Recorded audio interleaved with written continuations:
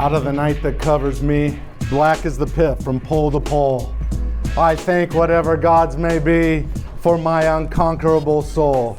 It matters not how straight the gate, how charged with punishments the scroll. I am the master of my fate. I am the captain of my soul. It's great to be here with all of you this morning. You know, it was Ernest Henley that wrote those fine words back in a time when he's in the Royal Infirmary. He had just lost his left leg to tuberculosis and was about to lose his right leg to the same disease. And in his darkest moment, he wrote those words. The poem, as you know, is Invictus. I think that is powerful. I was thinking today, I could spend time here today talking about performance or leadership or culture or customer service or teamwork. And in a last second change, I changed my message. I had some impressions this week that said, TJ, share something different with this group. So I want to speak from my heart today. Many years ago, does anyone recognize the name Ogmandino? He wrote the book, a number of best-selling books called The Greatest Salesman in the World, The Greatest Gift in the World, The Greatest Secret in the World. Well, I have an old tape. You all remember what tapes are, right? Yeah. I have an old tape of his. I used to listen to it as I was a young boy, as I would hang out in the offices with Tony Michelson, wanting to be in the industry that I work in now. And he shared something that I haven't shared very much over the years, but I thought I would share it with you as I speak from my heart today. Ogmandino talked about in 1923 a very important meeting that was held at the Edgewater Hotel in Chicago. Attending this meeting were 8 of the world's most successful financiers. Who was present?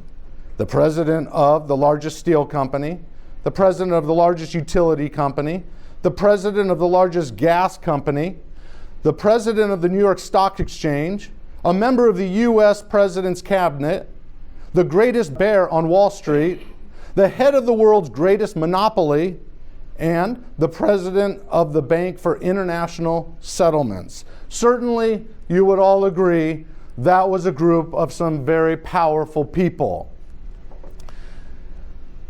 However, let's look at their lives 25 years later. The president of the largest steel company, Charles Schwab, died of bankruptcy and lived on borrowed money for the last 5 years of his life. The president of the largest utility company, Samuel Insull, died a fugitive from justice and penniless in a foreign land. The president of the largest gas company, Howard Hobson, became insane. The president of the New York Stock Exchange, Richard Whitney, served time in Sing Sing prison. He stole funds from the New York Stock Exchange, Gratuity Fund, and the New York Yacht Club, where he served as a treasurer. Unbelievable. The member of the president's cabinet, Albert Fall, was pardoned so that he could die at home. The greatest bear on Wall Street, Jesse Livermore, fatally shot himself. Police found a suicide note in 8 small handwritten pages in Livermore's personal leather-bound journal. The note was addressed to his wife. My dear Nina, can't help it. Things have been too bad for me. I am tired of fighting. Can't carry on any longer. This is the only way out. I am unworthy of your love. I am a failure. I am truly sorry, but this is the only way out for me. Love, Jesse. At the time of his death, Livermore's estate was valued to over $5 million. The head of the greatest monopoly, Ivan Kruger, died of suicide. The president of the Bank of International Settlements died of suicide. Why do I share this with you this morning? Depression. Because these men knew how to make money, but they didn't learn how to live. In the next 15 minutes I have with you, I just want to remind you of what you already know to be true, how to live. Back in the beginning of World War II, Viktor Frankl was a young man, a new graduate with a medical degree, and he was also a psychiatrist. He saw what the Nazis were doing in Vienna, his beloved Vienna. His parents, being a little older in age, decided to go down to the U.S. consulate, get a visa to go to the United States, but because of their age, they were denied the opportunity.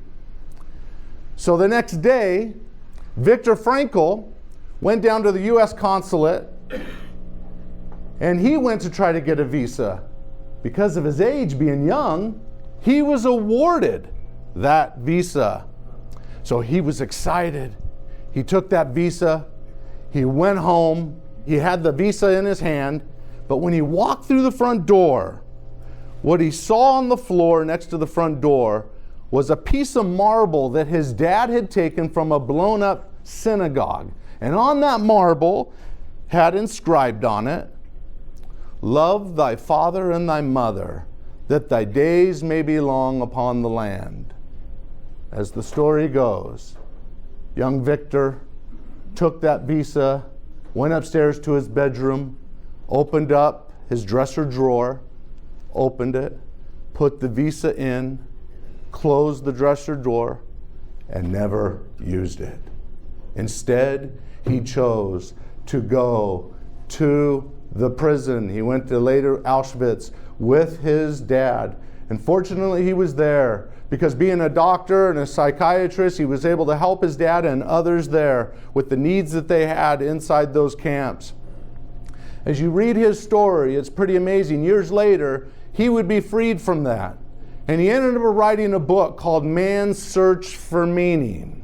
That book has sold over 50 million copies. And what was the principle of that book? He said, find meaning in your suffering. You know what we need more of today is more compassion. We don't know what others are going through in lives around us, family members, grandchildren, others that are struggling, and you never know until it's really in your awareness. And I'll tell you what, 2 prized possessions that he ended his life with was a picture of 8 coffins. One of those was deemed to have his father's DNA in it. Out of respect for him, he kept that on his den wall in his office in Vienna. And he also kept a painting of what's called the suffering man with the hands next to each other. One thing that he taught, which I think is powerful, is this. Our core drive as humans is to search for meaning. The way that a man or a woman accepts his fate and all the suffering it entails, the way in which he takes up his cross, gives ample opportunity, even under the most difficult circumstances, to add deeper meaning to his life. This is the core of human spirit. If we can find something to live for, if we can find some meaning to put at the center of our lives, even in the worst kind of suffering that becomes bearable. Here's my thought for you today. I don't know what struggles maybe you are facing physically or work or finances, or maybe you have children or grandchildren that have their own struggles in the real world, right? One piece of suggestion I would have for you is that you would counsel them and remind yourself how important gratitude is. It was Plato who said, "A grateful mind is a great mind, which eventually attracts it unto himself." David Stendhal Rast, the Benedictine monk, penned these beautiful words. Listen to this carefully. "The root of joy is gratefulness. It is not joy that makes us grateful, but it is gratitude that makes us joyful."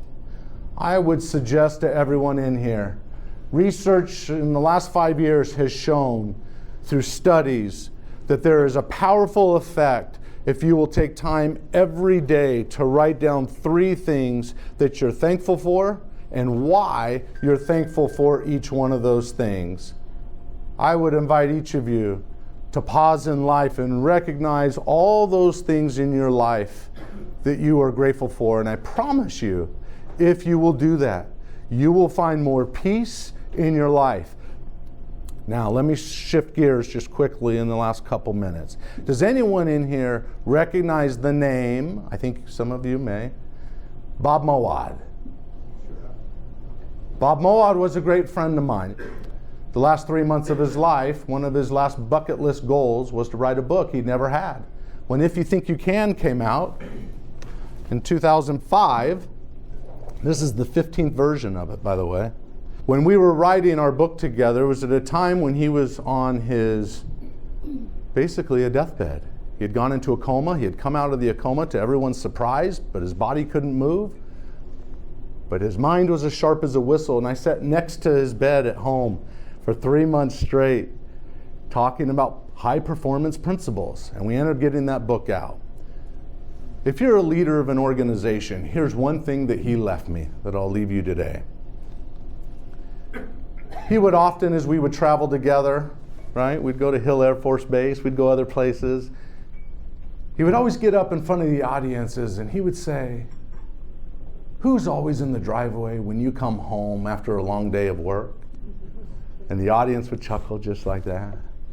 And he'd say, "Your dog. Your dog is always in the driveway." It doesn't matter, he would say, what time you came home, right? You could come home a half an hour early, and instinctively, that dog knows what time you're going to be home, and there he is waiting for you.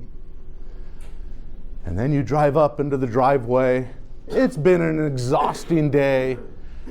And Benji runs into the garage, grabs an old tennis ball and brings it out in his mouth, wants to play catch with you, but you're exhausted. You're not in the mood to play catch.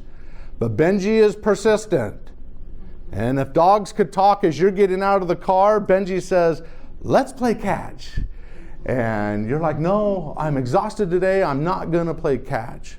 And all of a sudden, Benji speaks again and says, "Come on, let's play catch." You'd have a soft heart. You would scratch him behind the ear, which would cause his back leg to go up. He felt really good about that. And then what would you do? You would take the tennis ball out of the mouth. You would throw the tennis ball down, and what would Benji do? He'd run after that tennis ball, trying to catch it in his mouth, but what would it do? It'd hit its nose and bounce off. And then what would you do as a leader? You would say, "Come on, Benji, you could do it, you could do it, you could do it." And Benji would get the ball, bring it back. You'd do the same thing would happen, and what do you do again? "Come on, Benji, you could do it, you could do it." So a leadership principle I would leave you today is catch people in the act of doing what's right and rewarding the effort, not just the end result. I work in many organizations. I work with leadership, but I really enjoy working with the frontline workers. And I'll tell you what, the leaders that have thriving cultures in their organizations are those that love the people, that serve the people, that make the success about the organization less about themselves and more about lifting other people. That's what Rotary is all about. Make sure that you're living those precepts and those principles. And then the last thing I would say with you this morning is live with a sense of purpose. Yes, find meaning in your suffering, whatever that is. How does this help you grow? How does this help you improve? How does that suffering make you a better person? But then I would also say find purpose in what you're doing. It was George Eliot who once said, "It's never too late to be what you might have been." How many of you knew this? George Eliot was a woman. Thank you. Yes. Sorry. No, yeah, you bet. She went under a different name because of the time period back then. It's never too late to be what you might have been. Live with purpose. Someone that reminds me of that, other than Viktor Frankl, who went on to help millions and millions of people, was Walt Disney. He had such passion for what he believed in and the good work that he strived to do, that at the end of his life, he was in the Burbank hospital. He was laying on a bed. They knew that his life was going to come to an end. They put guards outside the doorway so that reporters couldn't get inside. But there was a young reporter who got inside.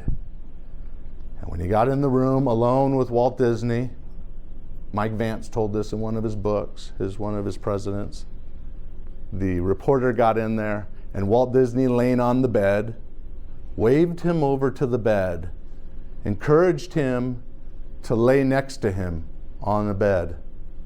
And then, pointing at the ceiling, Walt Disney began to describe what Walt Disney World would look like that wasn't even scheduled to break ground for another 7 years. That is living with a sense of purpose. I love these stories because they speak to the heart, not just the mind. May you go out today, be the best person that you can be in competition with your own best self. Each one of you has greatness within. Each one of you has a noble birthright. Each one of you has intelligences and talents and abilities and so forth that you have, but unless you're willing to risk the unknown on that bucket list and do those things that maybe you're a little bit nervous to do, you'll never know your true potential. In closing, let me say, may the best of your past be the worst of your future. Thanks for having me today. Thank you very much.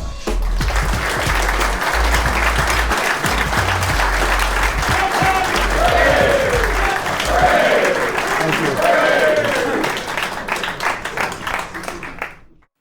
Hey there, thanks for taking the time out to listen to my podcast. I want you to know that I am grateful that you are a part of my community, and I hope that you're getting a lot out of my various podcast episodes. You see, it is my goal to provide you with those slide edge principles, strategies, and inspiration that can help you achieve your goals and your dreams. My one request is, if you enjoy my podcast in general, or you have listened to an episode that you really liked, could you do me a favor? It would mean the world to me if you could write a simple review, or if you could simply give me a star rating. I would really appreciate it. Now go out there and unleash your greatness within. GreatnessWithin.com